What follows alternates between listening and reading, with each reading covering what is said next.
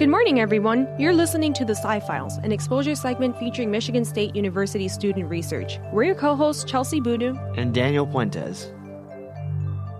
Today we're joined by Alyssa Logan. Alyssa, can you please tell us a little about yourself and your research?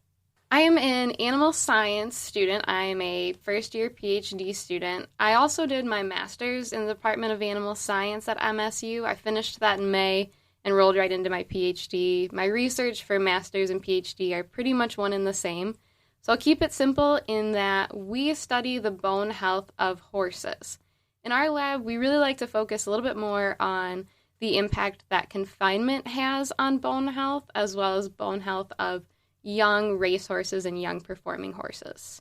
We recently had somebody that was on our show that studied cows, and the cows are just right off campus. Are these horses local, or do you study them remotely? So actually, something that we do with my research, we use calves as a model for horses. To kind of better answer your question, we have horses on campus. We have the MSU Horse Teaching and Research Center. We have the MSU Dairy Cattle Teaching and Research Center. So we have horses and cows on campus. So we use calves for a model for horses. It's easier for us to obtain some calves to use for research. The horses used on campus, we do have young foals that are born on campus. They are raised and trained, and they are used for a lot of the classes on campus. They're born on campus. They're kept up until they're about 3 or 4 years old. So they have uses. It's really not fair for us to grab them for research. And it allows us to take a little bit more tissues if we're using a calf. They are terminal studies, I would be completely honest with that, but that allows us to gain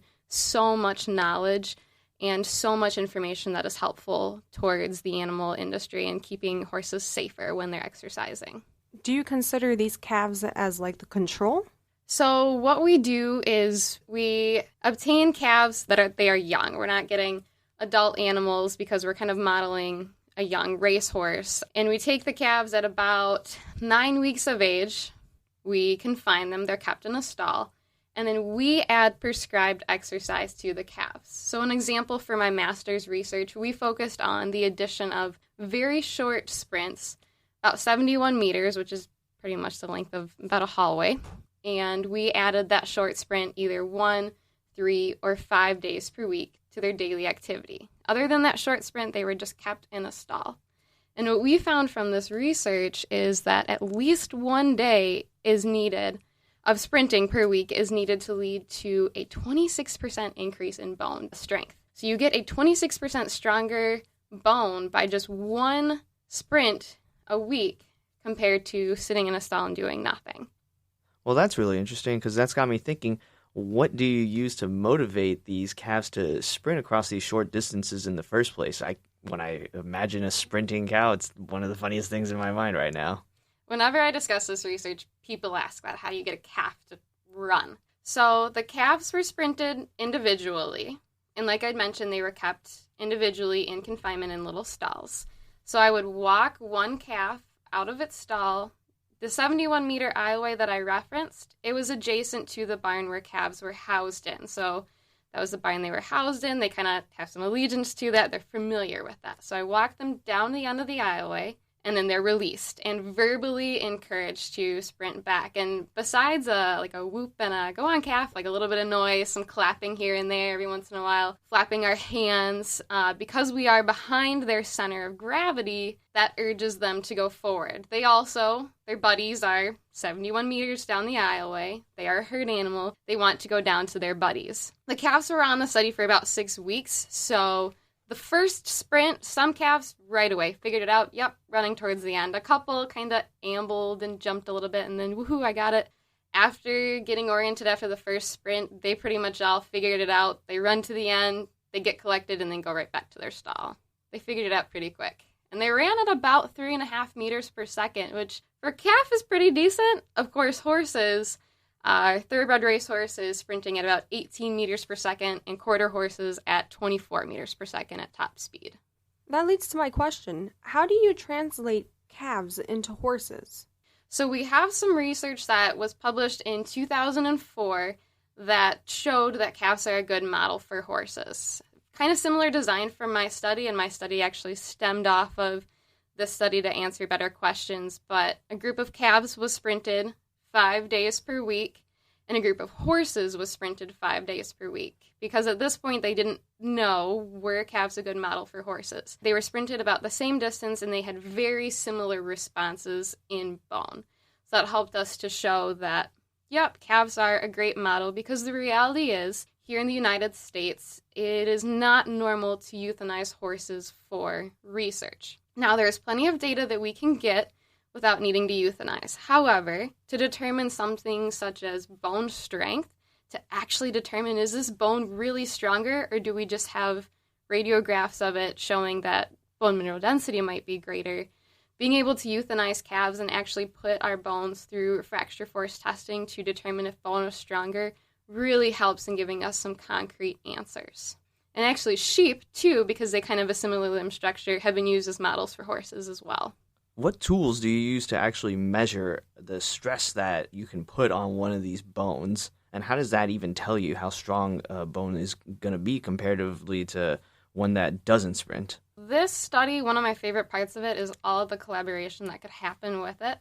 So the way that we were able to measure the fracture force, we actually obtained a instron in plant biosciences that a lab allowed us to share and shared their expertise with them. So it undergoes 4-point bending. Basically, you have something holding the bone at the bottom and holding pressure at the top. And it applies pressure, and the technology is incredible. I am not an engineer, so I can't quite explain all how it works, but it senses the second that the bone gives to pressure.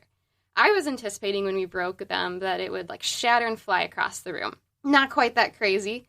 It just has a give to pressure, and when we actually look at the bone, yep, it's cracked. So that allows us to determine, and each bone is tested exactly the same way, and the folks that were testing it with us, they had no idea of the treatment, so it's not like we were rooting for the calves that sprinted to have stronger bones. So they were all tested equally, and that way we can compare exact numbers in terms of forces of sprinted animals and non-sprinted animals and break that apart and determine what treatment differences did we have.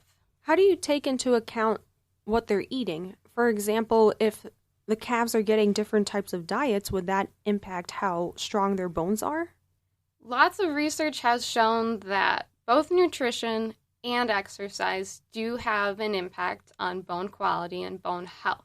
Research has shown that exercise plays a bigger factor in that, but of course, bone is mineral. When we think about it, bone contains 90% of the body's calcium, and bone itself is made up of 35% calcium. And minerals and other parts that are important to bone health are obtained from the diet.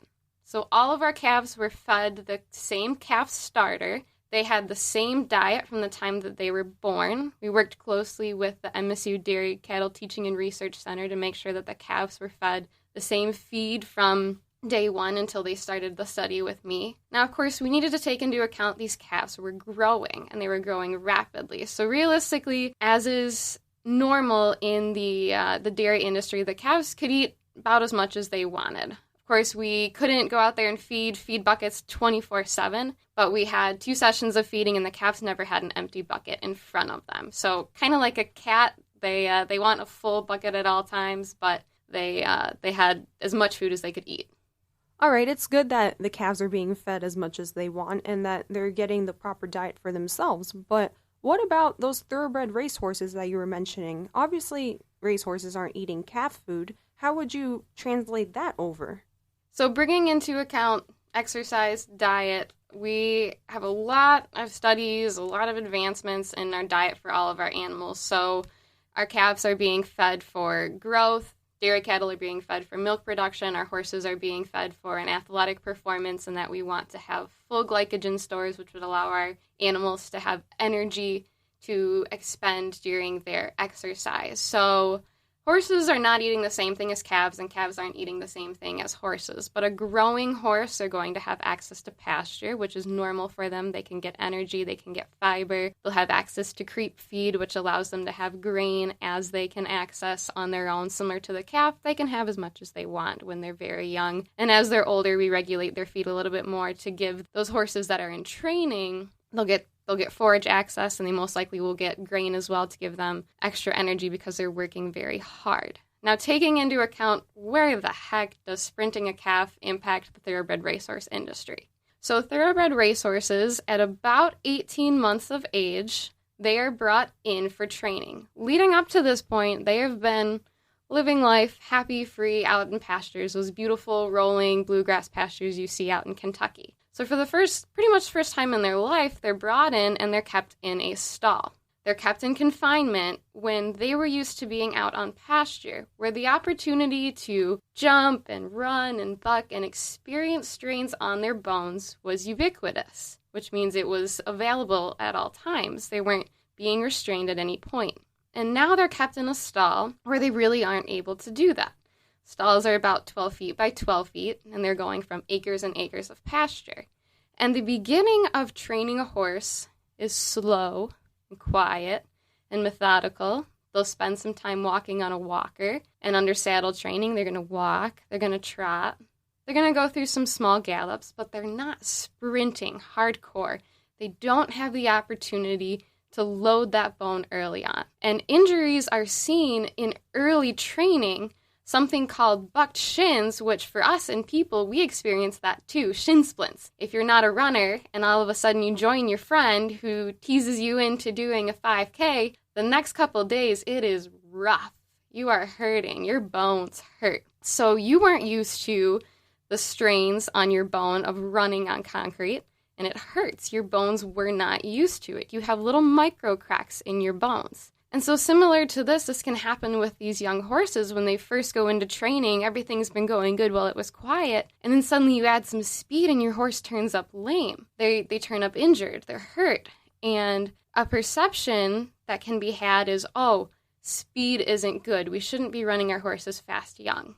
Well, what's happened is that horse went from being able to run whenever they wanted in the pasture to being in a stall, and they couldn't really run around. And then all of a sudden, when you add speed, they haven't had the strains on their bone, and it's expensive to maintain bone. So bone took away a little bit of mass and a little bit of mineral because it has to maintain its body, and it wasn't undergoing strain, so it didn't need it.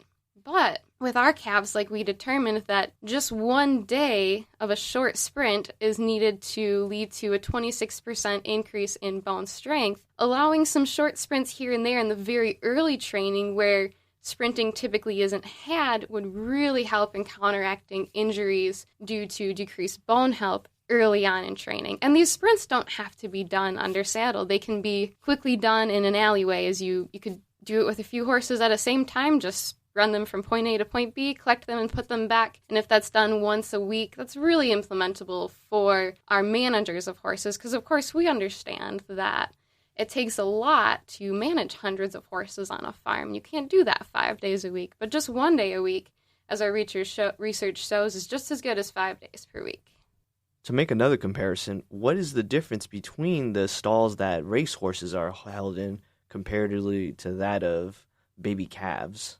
In terms of the animal, they're proportionally very similar. So our calves had room to stand up, lay down, turn around. They couldn't run around. If a calf was put in the size of a stall that the horses were kept in, which is about 12 feet by 12 feet, yeah, our calves could run around a little bit. But for a horse, who's quite a bit bigger than a calf, being in a 12-foot by 12-foot stall, they can get about the same access to exercise as the calves. Stand up, lay down, turn around. They're not able to run around in their stall. Of course, there are some people that have huge, luxurious stalls. That's not really the standard. The standard is about a 12-foot by 12-foot stall. Are there laws or policies out there that specifically state the minimum size of a stall? Not necessarily. And right now in the racehorse industry, laws and policies that we're dealing with right now are actually focused on medications that can be allowed during and leading up to a race, because we're seeing some breakdowns. And something that's possible is there's a medication administered to horses called bisphosphonates, which just overall, they stop bone remodeling, which means that they're stopping the taking away of bone, which ideally that could be good, right? But we need to allow bone to repair, so it needs to take away the old and broken down portions and repair it with new strong bone. And potentially There are quite a few injuries that are potentially happening from that. There are quite a few other medications, some pain mitigating medications that working hard to kind of determine what is the correct use, what is the safest use for our animals. That actually makes me think, is it a thing that horses get injected with, like horse steroids or something like that? And then if that is a thing, what would that kind of effect look like in a calf when it comes to sprinting? That is a thing, and it's not the kind of steroids that you're thinking of. It's not the Arnold Schwarzenegger big beefy steroids. What is used is a steroid injection, an intra-articular steroid injection into a joint to reduce joint pain. I'll be honest, we focused more on cortical bone structure in terms of these calves. We haven't done too much with joint space in them, and also these calves were pretty young. It was a pretty short exercise period, about 6 weeks. If we were exercising, we could potentially design a study that we're exercising long-term and look into the use of these steroids. There's been quite a bit of research that actually shows that these steroids, they do work. They mitigate pain. But pain is there for a reason, to tell us that something hurts. Something shouldn't be exercised on right now. It hurts. So they hide enough pain that some of these horses might be exercising until breakdown. Also, these steroids, they hinder the maintenance and the growth of chondrocytes, which are the cells in cartilage. And you're injecting into a joint which is surrounding by cartilage, so it's the nearby structure. So there's been a decent amount of research in cartilage. It's a little bit out of my wheelhouse to say exactly what the effect on a calf would be, especially such a young calf, but a lot of research shows that, yep, it mitigates pain, but with great power comes great responsibility, knowing that it mitigates pain that way. This is really amazing. You had mentioned that sometimes you work with horses and that there's horses around on campus. For fun, do you get to ride any of the horses? Absolutely. I've actually had some cool opportunities to ride some of our standardbred research horses that we have in our lab. I have a couple personal horses of myself. I have 2 horses. They're sweet as can be. This morning I did a bunch of teaching over at Vet Med and helped teach vet students how to palpate the front legs. So while my personal research, I may not be actually using horses. Horses are a huge part of my day in, day out life. I actually had an undergrad ask me one day, like, well, you're studying horse bones, but you're not even working with horses. Like, do you miss it? And it's like, I have horses in my life every day in a bunch of other ways, and it's such great fun diversity to add some calves to my life, but my base is horses, and I love all the work that I get to do with horses. That's so cool. One of my life goals have always been to own a horse. It'll happen one day. I hope so. Do you do anything else for fun? I have a dog, and I love to run with my dog. My husband and I enjoy camping and fishing and hiking as well. I am involved in our Animal Science Graduate Student Association on campus. It is a great support for our graduate students. We have monthly meetings, we come together, we host events. We love sharing what we're learning about and what our research is about, especially given that a lot of our research impacts community and impacts the industry, all the different animal industries. It's so great to hear what everybody else is doing.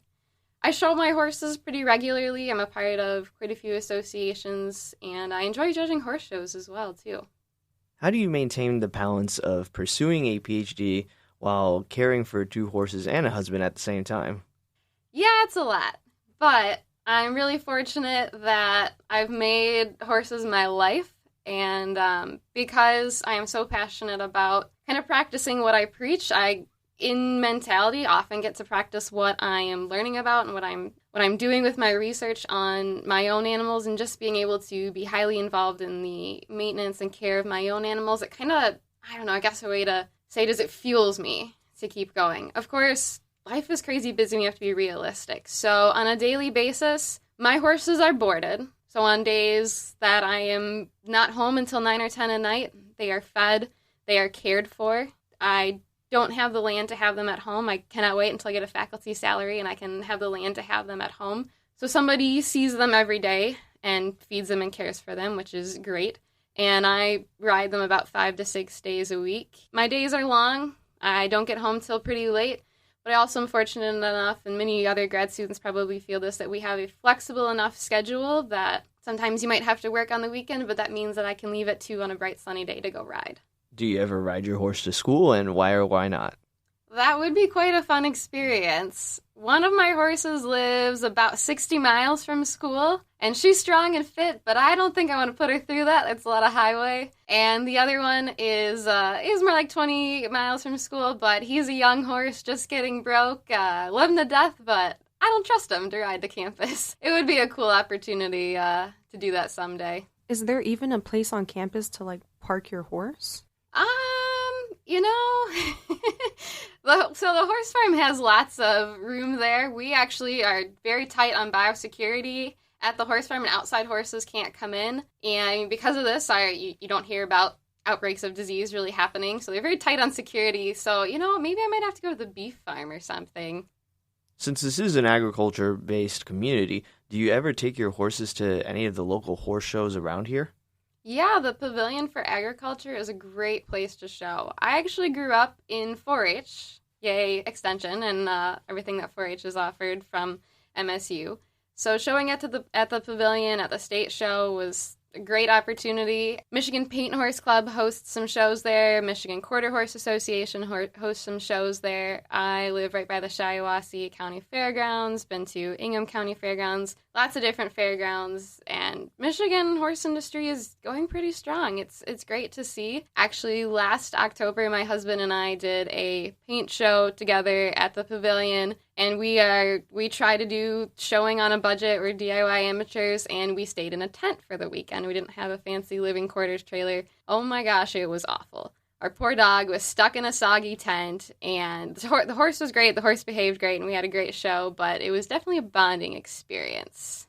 And how can graduate students get into horseback riding in the first place? There's a lot of opportunities on campus, so there are classes. In terms of graduate students, most of those classes are geared towards undergraduates, so if you take the mind off of campus for a second, there's a lot of different facilities nearby that offer riding opportunities for beginners all the way to riders who have their own horses. You need a place to board, you need some instruction. So there's a lot of resources depending on if you're interested in hunter jumper, if you're interested in reining, if you're all around, you can find it in this area.